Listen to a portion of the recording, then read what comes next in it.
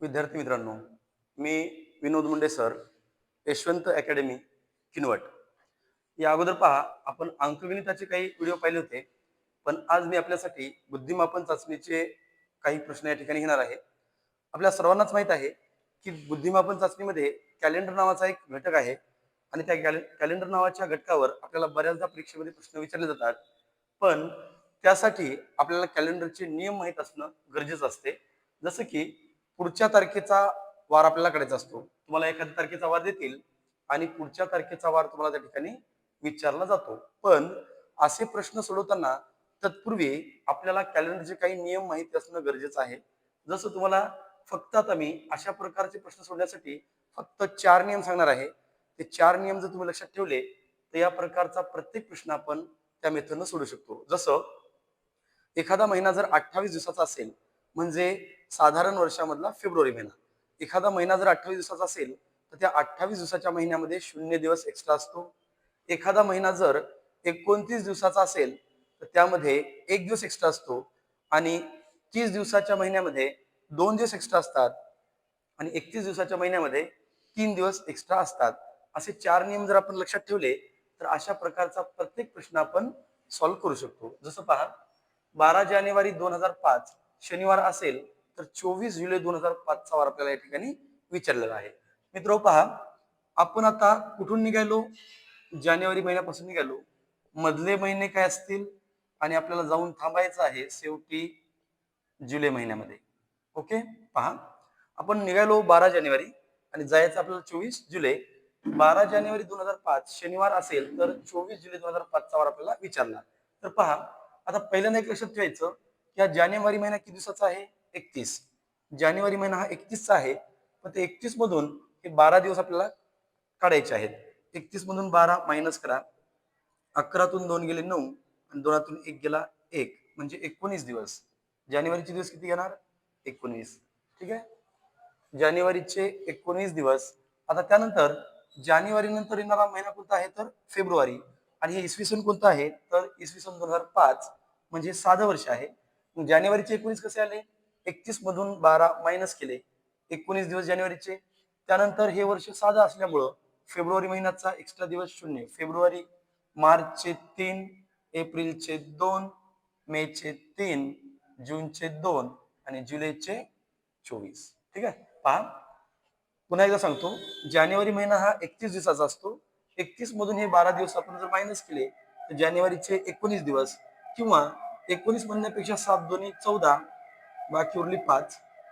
जानेवारीचे 5 घ्या, February 0, March, April, मे, जून आणि जुलैचे या ठिकाणी 24 दिवस घ्या. जुलैचे 24 घ्या, किंवा 7 त्रिक 21, बाकी किती उरणार? 3 उरणार. आता या सगळ्यांची बेरीज करा. या सगळ्यांची जर आपण आता बेरीज केली, तर पहा बेरीज किती येते? 5 आणि 3 8, 8 आणि 2 10, 10 आणि 5 15 आणि 15 आणि 3 18. आता आलेल्या बेरजेला जर आपण 7 न भागलं, 18ला जर 7 न भागलं, 7 दुनी 14, तर मित्र हो, बाकी किती उरणार आहे? 4. मग ही झाली बाकी 4. तर आता आपल्याला काय करायचं? येणारी जी बाकी आहे ती शनिवार पासून 4 दिवसानं पुढे जायचं आहे. म्हणजे शनिवार प्लस 4, म्हणजे रविवार, सोमवार, मंगळवार आणि बुधवार. म्हणजे आपलं उत्तर या ठिकाणी असायला पाहिजे बुधवार. ओके, पहा, 12 जानेवारी 2005 शनिवार असेल, तर 24 जुलै 2005 चा वार कोणता? त्याचं उत्तर असेल बुधवार. पहा, आता त्याच प्रकारचा दुसरा एक प्रश्न आहे, पहा, ज्याला म्हणतो आपण पुढच्या तारखेचा वार काढणे. आता बघा, हा प्रश्न काय म्हणतो? 18 मार्च 2008 सोमवार असेल, तर 31 डिसेंबर 2008 चा वार कोणता? पहा मित्र, आपल्याला 18 मार्च 2008 चा वार काय दिला आहे? सोमवार. आणि आपल्याला विचारलेला आहे 31 डिसेंबर 2008 चा वार कोणता? तर पहा, सर्वप्रथम आपली सुरुवात कुठून झाली? मार्च महिन्यापासून. मार्च नंतर मधले काही महिने असतील आणि शेवटचा महिना असेल आपला डिसेंबर. ठीक आहे, चला आता पहा, मार्च महिन्याचे आपल्याला किती दिवस घ्यायचे? तर मार्च महिना असतो 31 दिवसाचा. 31 मधून ह्या 18 मायनस करा. मार्च महिना असतो 31 चा, त्याच्यातून 18 मायनस करा. 11तून 8 गेले 3, 2तून 1 गेला 1, म्हणजे किती दिवस घ्यायचे? 13. ठीक आहे, या ठिकाणी मार्चचे 13 दिवस. मार्च नंतर एप्रिल, मे, जून, जुलै, ऑगस्ट, सप्टेंबर, ऑक्टोबर, नोव्हेंबर आणि डिसेंबरच्या 31 तारखेपर्यंत, म्हणजे किती घ्या 31. पहा पुन्हा एकदा. आता आपण कुठून निघालो? मार्च महिन्यापासून, आणि आपल्याला जाऊन थांबायचे कुठं? 31 डिसेंबर. तर पहा, मार्च महिन्याचे 13 दिवस कसे घेतले सांगतो. मार्च महिन्याचे 13 दिवस का घेतले? तर मार्च महिना किती दिवसाचा आहे? 31चा. 31 मधून 18 मायनस करा, किती उरणार? 13. पण आणखी आपण काय करू, या 13ला 7 न भागलं, 7 1 7, किती उरणार? 6 उरणार. मार्चचे 6. एप्रिल 2 का घेतलं? तो 30चा आहे. एप्रिल. मे 3 का घेतलं? तो 31चा आहे. एप्रिल, मे, जून, जुलै, ऑगस्ट, सप्टेंबर, ऑक्टोबर, नोव्हेंबर आणि डिसेंबर. आता डिसेंबरचे 31 घेण्यापेक्षा 7 चोक 28 या ठिकाणी आपण 3 घेतलं तरी चालते. पहा, आता सगळ्यांची काय करा, बेरीज करून घ्या. सगळ्यांची बेरीज करा.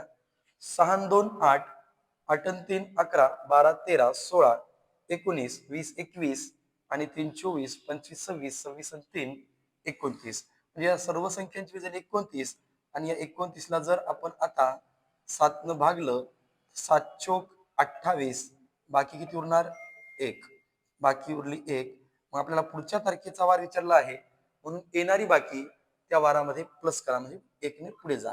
म्हणजे सोमवार प्लस 1. या प्रश्नाचं उत्तर असेल आपलं मंगळवार. ठीक आहे, मंगळवार असेल. त्याच प्रकारचा आणखीन एक तिसरा प्रश्न या ठिकाणी आपण घेणार आहोत. पहा, 28 जानेवारी 2008, 28 जानेवारी 2008 रविवार असेल तर 1 मे 2008 चा वार कोणता? पहा, तर विद्यार्थी मित्रांनो, 28 जानेवारी 2008 या दिवशी कोणता वार आहे? रविवार. आणि आपल्याला विचारलं आहे 1 मे 2008 चा वार कोणता? तर या ठिकाणी सुद्धा आपल्याला जानेवारी महिन्यापासून ते जायचं कुठं? मे महिन्यापर्यंत. जानेवारीची तारीख आहे 28, म्हणजे याचा अर्थ सुरुवात होणार जानेवारी पासून, त्यानंतर मधले महिने असतील आणि त्यानंतर शेवटचा महिना असेल आपला मे. पहा, आता तुम्हाला सरळ या ठिकाणी लक्षात येईल की जानेवारीचे दिवस किती घ्यायचे. तर जानेवारी महिना कितीचा असतो? 31 दिवसाचा. तर 31 मधून हे 28 दिवस मायनस करा, म्हणजे जानेवारीचे किती होतील? 3. बरोबर. 31 जानेवारीमध्ये 31 दिवस असतात, त्याच्यामध्ये 28 मायनस केले म्हणजे जानेवारीचे 3 दिवस. आता फेब्रुवारीचे दिवस शून्य घ्यायचा का 1? तर मित्र या ठिकाणी 1 घ्यावा लागेल. का? तर 2008 हे वर्ष आता लीप वर्ष आहे, आणि लीप वर्षामध्ये फेब्रुवारी महिना हा 29चा असतो, आणि 29 दिवसाच्या महिन्यामध्ये 1 दिवस एक्स्ट्रा असतो. मग जानेवारीचे 3, फेब्रुवारीचा 1, मार्च 3, एप्रिल 2 आणि मेचा 1. जानेवारी, फेब्रुवारी, मार्च, एप्रिल, मे. मेची फक्त 1 तारीख दिली, आपण एकच दिवस घेतला. आता या सगळ्यांची काय करा, बेरीज करा. या सगळ्यांची जर बेरीज केली, 3 आणि 1 4, 4 आणि 3 7, 8 9 आणि 1 10. बेरीज किती आली? 10. आता बघा, या 10ला जर 7 न भागलं, 7 1 7, बाकी किती उरणार? 3. मग आपली या ठिकाणी बाकी किती दिली आहे? 3.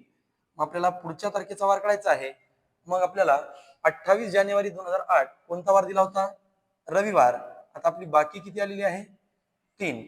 मग या रविवारमध्ये 3 प्लस केले की आपल्याला 1 मे 2008 रोजी असणारा वार मिळतो. रविवार पासून 3 दिवस पुढे जा, सोमवार, मंगळवार आणि बुधवार. म्हणजे आपला 1 मे 2008 रोजी असणारा वार कोणता? तर या ठिकाणी आपलं उत्तर बुधवार यायला पाहिजे. तर विद्यार्थी मित्रांनो, या अगोदर पहा, आपण पाहिलं होतं की पुढच्या तारखेचा वार कसा काढायचा.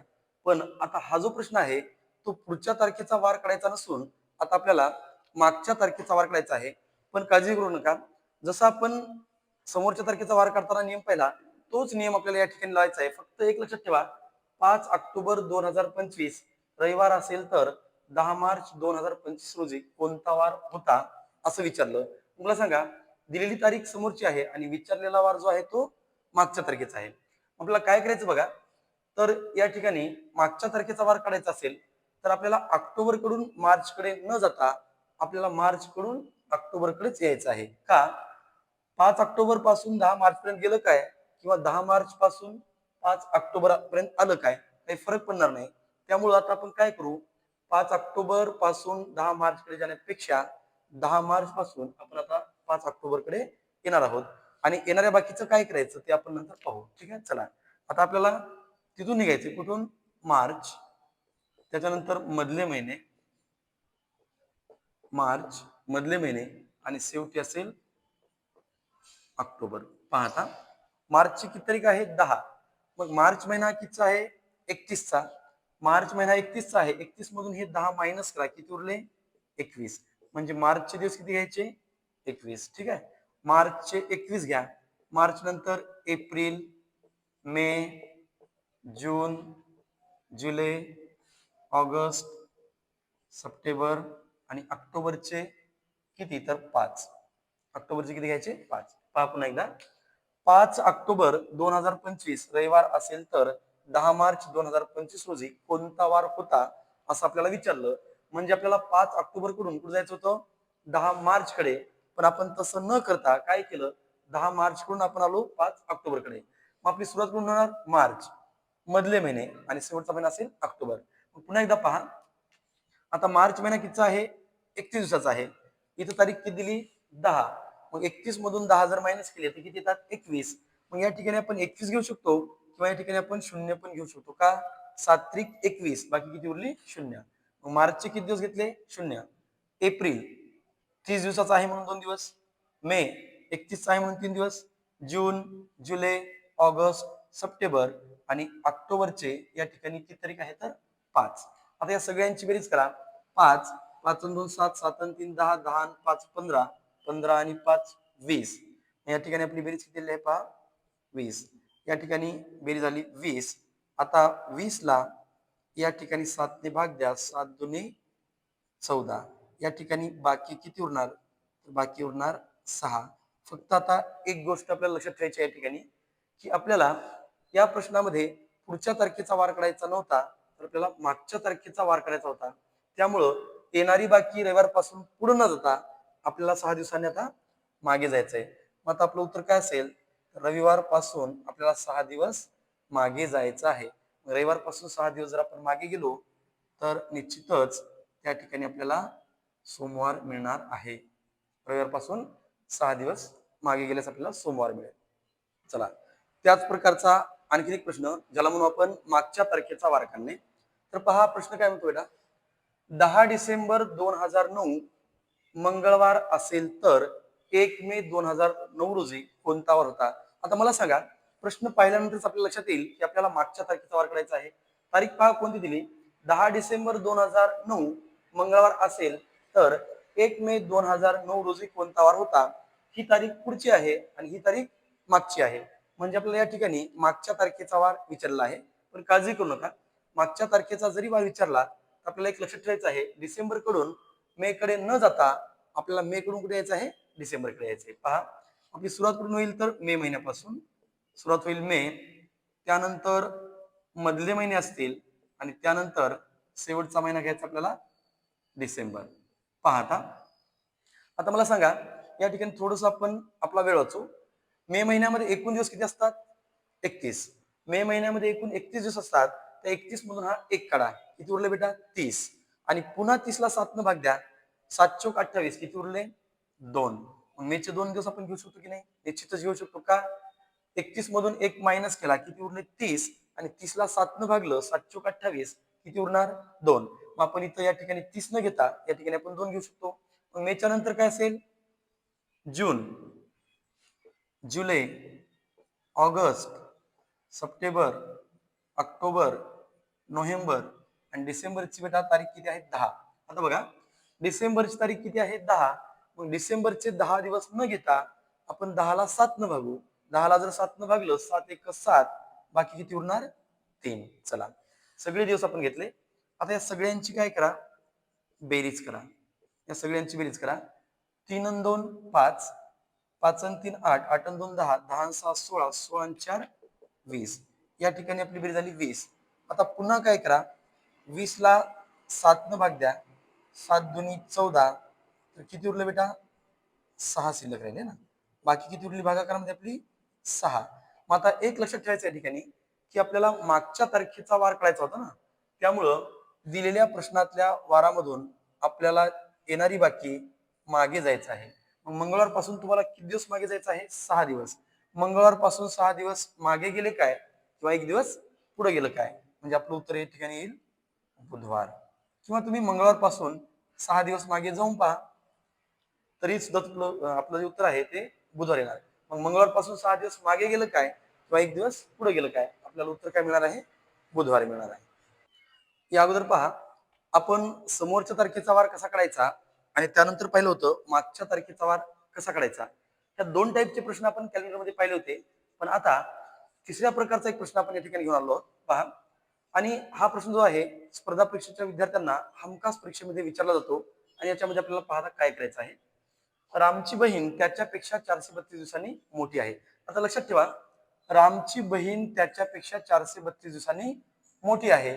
तिचा जन्मवार शुक्रवार असेल तर रामचा जन्मवार कोणता, असं आपल्याला विचारलं. आता लक्षात ठेवा, या ठिकाणी राम आणि त्याची कोण आहे? बहीण. राम आणि त्याची बहीण. आता एक लक्षात ठेवा, याच्यामध्ये रामची बहीण त्याच्यापेक्षा मोठी आहे. बघा मग हे चिन्ह काय दर्शवते आता, की रामची बहीण त्याच्यापेक्षा मोठी आहे आणि किती दिवसांनी? 432 दिवसांनी. इथे लिहा 432 दिवस. ठीक आहे. पहा, रामची बहीण त्याच्यापेक्षा 432 दिवसांनी मोठी आहे. हे आपण कसं दर्शवलं? रामची बहीण मोठी आहे त्याच्यापेक्षा, रामपेक्षा मोठी आहे बहीण. किती दिवसांनी? 432 दिवसांनी. तिचा जन्मवार शुक्रवार आहे. चला, तिचा जन्मवार काय आहे? शुक्रवार आहे. तर आपल्याला विचारलं रामचा जन्मवार काय. ठीक आहे, रामचा जन्मवार काय. तर मित्र पहा, आता या प्रश्नामध्ये आपल्याला काय करायचं आहे. रामची बहीण त्याच्यापेक्षा 432 दिवसांनी मोठी आहे, तिचा जन्मवार शुक्रवार असेल तर आपल्याला विचारलं रामचा जन्मवार कोणता. तर आता काय करायचं पहा, 432 ला 7 न भाग द्या. 7×42, 43 मधून 42 गेला, 1 उरला, वरचे 2 खाली घ्या, 7×1 = 7. या ठिकाणी किती उरले? 5. म्हणजे बाकी उरलेली आहे 5. आता इथं लक्षात ठेवा, पुन्हा एकदा सांगतो, रामची बहीण त्याच्यापेक्षा 432 दिवसांनी मोठी आहे. रामपेक्षा बहीण मोठी आहे 432 दिवसांनी. तिचा जन्मवार शुक्रवार आहे. तर आपल्याला विचारलं रामचा जन्मवार कोणता.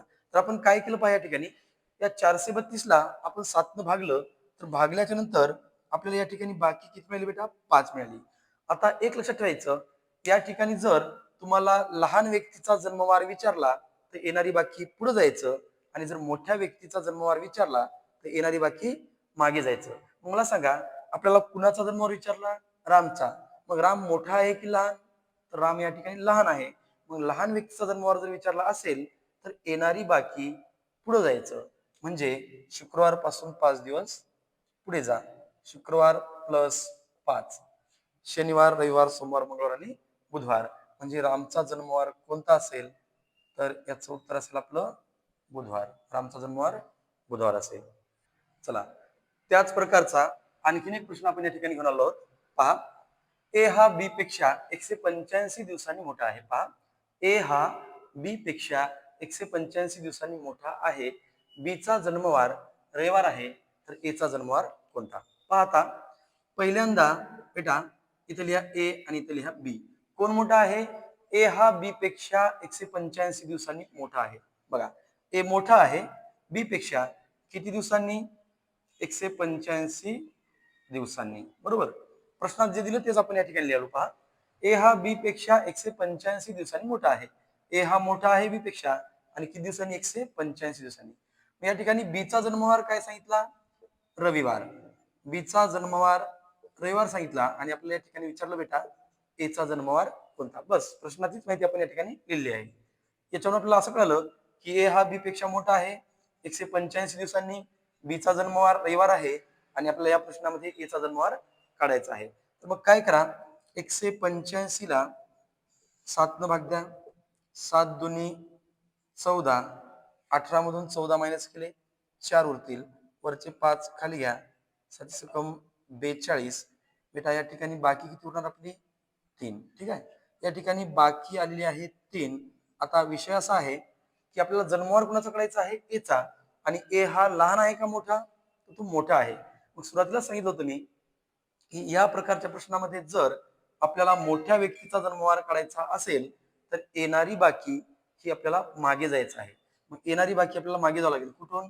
तर रविवार पासून 3 दिवस जर आपण या ठिकाणी आता मागे गेलो तर पहा काय येईल? शनिवार, शुक्रवार आणि गुरुवार. म्हणजे आपलं उत्तर असेल गुरुवार.